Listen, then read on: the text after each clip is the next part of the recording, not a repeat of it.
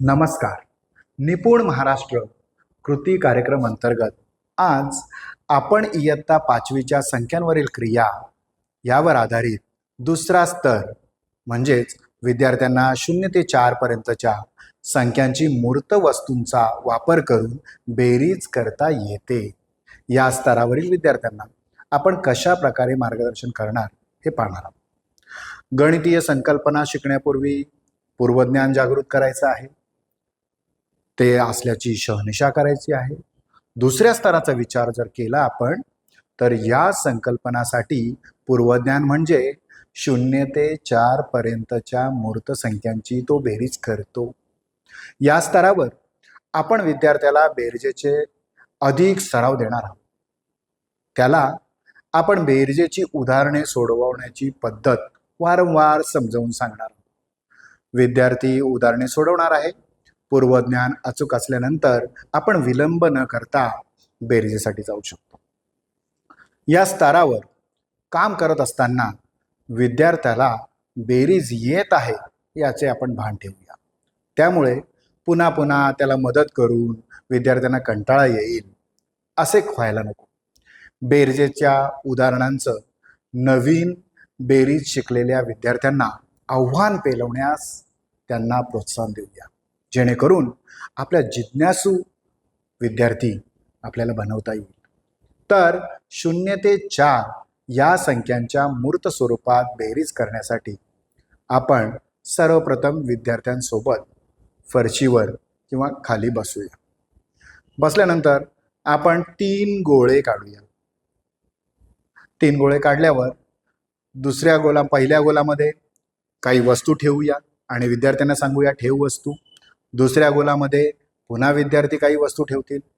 दोन्ही गोलांच्या मध्ये अधिकचे चिन्ह काढलेले असेल. आता विद्यार्थी दोन्ही गोलातले ठोकळे वेगवेगळ्या पद्धतीने त्याच्या पद्धतीने त्याला जे आवडतं त्या पद्धतीने मोजेल आणि मोजून नंतर तेच विद्यार्थी आपल्याला सांगेल की बेरीज म्हणजे सगळे एकत्र करणे आणि तो सगळ्या वस्तू सगळे ठोकळे एकत्र करेल आणि तिसऱ्या गोलामध्ये नेऊन ठेवेल आणि त्या वस्तूंची संख्या तिसऱ्या गोलातली वस्तूंची संख्या हीच त्याची बेरीज आहे असे तो आपल्याला सांगेल. तिसऱ्या गोलातील सर्व ठोकळे मोजल्यावर विद्यार्थी 2 आणि 1 मिळून 3 झाले हे स्पष्टपणे सांगतो आणि अशा प्रकारे विद्यार्थ्यांना मूर्त स्वरूपात बेरीज ही संकल्पना अवगत होऊ शकते.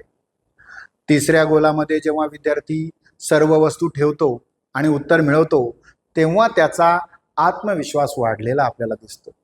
जरी तो बेरीज यापूर्वी शिकलेला असला तरी एक नवीन कला त्याला अवगत झाली हा आनंद त्याच्या चेहऱ्यावर झळकतो. द्वितीय स्तराच्या विद्यार्थ्याला अशा प्रकारे अनुभव देऊन आपण गणितीय प्रवाहात त्याला पुढे जाण्यास प्रवृत्त करू शकतो. हा बेरजेचा टप्पा गाठल्यावर पुढे टप्प्याटप्प्याने पुन्हा पुन्हा बेरीज म्हणजे गुणाकार हाही संबोध अशाच क्रियांनी विद्यार्थ्याला देता येऊ शकतो. इयत्ता 5वीच्या जिज्ञासू विद्यार्थ्यांसाठी या क्रिया आणि प्रत्यक्ष मोजून केलेली गणिते त्याचा अध्ययनाचा पाया मजबूत करण्यासाठी खूप महत्त्वाची ठरतात. विद्यार्थी वस्तूंच्या संपर्कात आल्यावर पुन्हा पुन्हा प्रयत्न करून यश म्हणजेच ट्रायल अँड एरर मेथड या पद्धतीने अध्ययन करू लागतो. वस्तूच्या रूपात त्याच्या अध्ययनाची रंजकता वाढते. पुढे काठिण्य पातळी वाढ व्हावी अशी त्याची मानसिकता बनते आणि ह्याच कृती तो घरी सुद्धा त्याला ज्या वस्तू मिळतील त्या वस्तू वापरून करू शकतो. धन्यवाद.